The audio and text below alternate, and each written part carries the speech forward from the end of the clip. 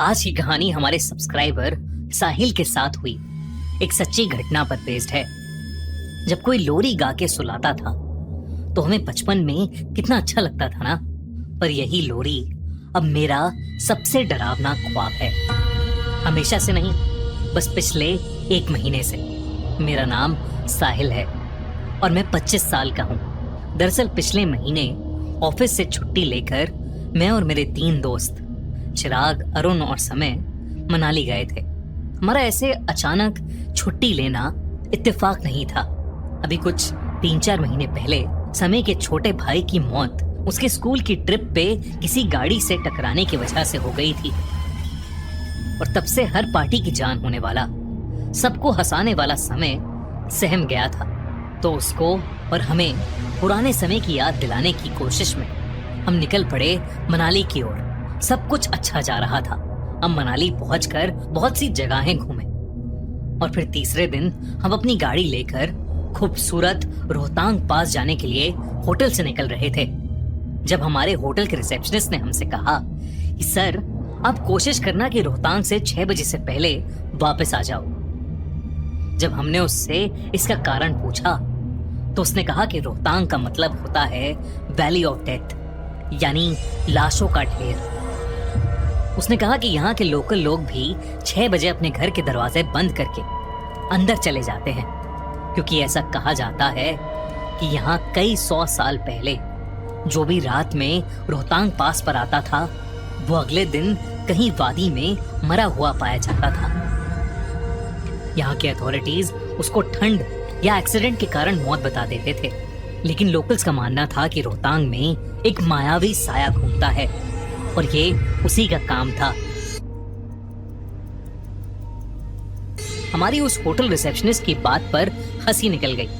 हम सब सोच रहे थे कि कितने ज्यादा टूरिस्ट यहाँ आते हैं और ये एकदम बेकार की फालतू कहानी है। इसलिए हम बेपरवाह होकर मनाली से रोहतांग पास के लिए निकल गए। हंसते गाते हम अपनी मंजिल पर पहुंच ही गए, रोहतांग पास। कुछ 4-5 घंटों के ट्रैक के बाद हम चारों ने लौटने का फैसला किया, क्योंकि अंधेरा भी बहुत हो गया था और धीरे धीरे धुंध भी बढ़ती जा रही थी। रात के करीब 9-9:15 बज रहे थे। रोहतांग में टूरिस्ट तो छोड़ो, अब कोई भी नहीं दिख रहा था। हम काली अंधेरी रात में लगभग 30 किलोमीटर/आवर की स्पीड पर धीरे धीरे गाड़ी चला रहे थे, लेकिन धुंध बढ़ती ही जा रही थी, इतनी गहरी कि कुछ देर बाद ना आगे की सड़क दिख रही थी ना मोड़। एक गलती और हम खाई में गिर सकते थे। अरुण गाड़ी चला रहा था और हम फॉग लाइट्स ऑन करके धीरे धीरे आगे बढ़ रहे थे कि हमें सड़क के किनारे पर एक पत्थर दिखा जिस पर लिखा था मनाली 28 किलोमीटर्स। पर अजीब बात ये थी कि इतने अंधेरे और सर्द भरी रात में उस पत्थर पर एक आदमी बैठा था जिसने केवल एक धोती और ऊपर एक कपड़ा टांगा था। मुझे ये बात बहुत अजीब लगी, लेकिन मैंने कुछ बोला नहीं। फिर इससे भी अजीब बात हुई। करीब 20 मिनट कार चलाने के बाद हमें फिर वही पत्थर दिखा जिस पर लिखा था मनाली 28 किलोमीटर्स, और इस पत्थर पर भी वही आदमी बैठा था। शायद हमने गलत रास्ता ले लिया था। मैं बोलने ही वाला था कि तभी चिराग बोल पड़ा, यार मैं तुम सबको डराना नहीं चाहता, पर 20 मिनट पहले भी मुझे सेम पत्थर दिखा था, मनाली 28 किलोमीटर्स, और उस पर कोई बैठा था, एक आदमी जिसने सफेद रंग की धोती पहनी थी ना। मैंने उसे टोकते हुए कहा, पर उसने कहा नहीं, मुझे तो एक छोटी बच्ची दिखी थी, उसके हाथ में एक खिलौना भी था। और अरुण ने तो कुछ और ही बोला, तुम सब कैसी बातें कर रहे हो? मुझे पिछले 2 पत्थरों के पास एक घोड़ा खड़ा दिखा, काला घोड़ा जो बस हमारी गाड़ी गुजरते हुए देख रहा था। हम सबने अपनी नजर अब समय की ओर घुमाई, जैसे उससे पूछना चाहते हो कि उसे क्या दिखाई पड़ा, लेकिन वो एकदम से अजीब सा हो गया था। वो यही दोहराता रहा कि किसी को हमारी जरूरत है और अगर कोई मदद मांगे तो हमें रुकना चाहिए। हम सब थोड़े घबरा गए, मगर किसी ने कुछ कहा नहीं। अरुण ने कहा कि शायद हम गलत रास्ते पर चले गए थे और अब वो और ध्यान से गाड़ी चलाएगा। लेकिन कुछ देर बाद फिर से वो पत्थर आया। मनाली 28 किलोमीटर्स। ये तीसरी बार था कि पत्थर हमारे सामने आया, मगर इस बार मुझे उस पर कोई नहीं दिखा। इनफैक्ट किसी को भी इस बार उस पत्थर के आसपास कोई नहीं दिखा। रात के 11 बजने को आए थे। हम एक ऐसी माया में फंस गए थे जिससे हम बाहर नहीं निकल पा रहे थे। और अब हमें उस होटल के रिसेप्शनिस्ट की बात याद आ रही थी। तभी अरुण ने गाड़ी चलाते चलाते बोला, सुनो दोस्तों, बाहर मत देखना, पर कोई हमारे साथ साथ चल रहा है, बस सामने देखते रहो। अरुण की इस बात को सुनकर हम सबके रोंगटे खड़े हो गए थे, क्योंकि हमारे आसपास कोई गाड़ी नहीं थी, लेकिन एक साया था, एक 15 साल का लड़का।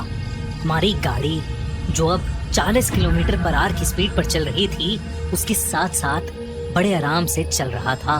वो भाग नहीं रहा था, बस चल रहा था। उसके कपड़े मिट्टी से सने थे और उसके चेहरे पर कई सारी चोटें लगी हुई थी। हम सब उसे देखकर बहुत डर गए थे। तभी समय ने कहा कि शायद इसे हमारी मदद चाहिए, और उसने अपनी खिड़की खोल ली और उस बच्चे की ओर बस एक तक देखता रहा। अरुण ने बहुत कोशिश की कि सेंट्रल कंट्रोल से उसकी खिड़की बंद कर दे, लेकिन वो कर ही नहीं पा रहा था। हम सबने समय का नाम चिल्लाया और समय को होश में लाने की कोशिश की, और इतने में वो बच्चा पीछे रुक गया। और जब मैंने गाड़ी के रियर व्यू मिरर में देखा तो वो लड़का वहां खड़ा था और वेव कर रहा था, और उसे पीछे के शीशे में देख समय भी मुस्कुराकर हाथ हिला रहा था। इस हादसे के बाद हमने गाड़ी की स्पीड और तेज कर ली, और फाइनली हमें एक पत्थर दिखा जिस पर लिखा था मनाली 16 किलोमीटर्स। हमने चैन की सांस भरी और अरुण ने बस 2 बजने से कुछ मिनट पहले हमें होटल पहुंचा दिया। हम सब ने तय किया कि हम इस घटना के बारे में कल सुबह बात करेंगे, और सब चुपचाप सो गए। पर रात को 3:30 बजे मेरी किसी गाने की आवाज से आंख खुल गई, और मैंने जो देखा उसे देखकर मेरी रूह कांप गई। समय उठा हुआ था और एक छोटे बच्चे की तरह खुद को शीशे में देखकर लोरी गा रहा था। जिंदा है तू, मेरा सूरज है तू मेरे आँखों का तारा है तू, जिंदा है तू। मैंने अरुण और चिराग को उठाया। हम सब ने समय को पुकारा, लेकिन वो हमें अनसुना सा कर रहा था। गेट खोलो। ये नजारा हम सब के लिए बहुत खौफनाक था। शीशे में समय का चेहरा बेहद डरावना लग रहा था। लाल आंखें, गले पर कुछ निशान। ऐसा लग रहा था जैसे उसका गला कोई दोनों तरफ से दबा रहा हो, और उसके चेहरे पर एक छोटी सी अजीब सी मुस्कुराहट थी, और वही लोरी। किसी के अंदर समय के पास जाकर उसे छूने की हिम्मत नहीं हो रही थी। हम सब घबराते हुए धीरे धीरे कमरे से बाहर जाने लगे। हम जैसे ही निकलने लगे, उसने एक बच्चे की तरह मासूम हंसी हंसते हुए कहा, अगर मैं रात को तुम्हारी खिड़की पर दस्तक दूं तो तुम खिड़की खोल के मेरी मदद करोगे ना? और ये कहते ही वो एकदम से बेहोश हो गया। हम तीनों को ये यकीन सा हो गया था कि शायद समय पर कोई बुरा साया आ गया है। सुबह होते ही हम उसे होटल वाले की बात मानकर वहीं के एक पंडित के पास लेकर गए। उस पंडित ने उसे देखते ही बता दिया कि समय के किसी अपने की हाल ही में मौत हुई है, और उसकी आत्मा का ढोंग करके किसी बुरे साए ने समय को अपने वश में कर लिया है। पहले उस पंडित ने उसकी नजर उतारी, और फिर झाड़ फूक की, और फिर एक पूजा की, जिसके बाद समय को बहुत सारी उल्टियां हुई, और उस उल्टी में समय के अंदर से कुछ अजीब सा काला गाढ़ा लिक्विड निकला।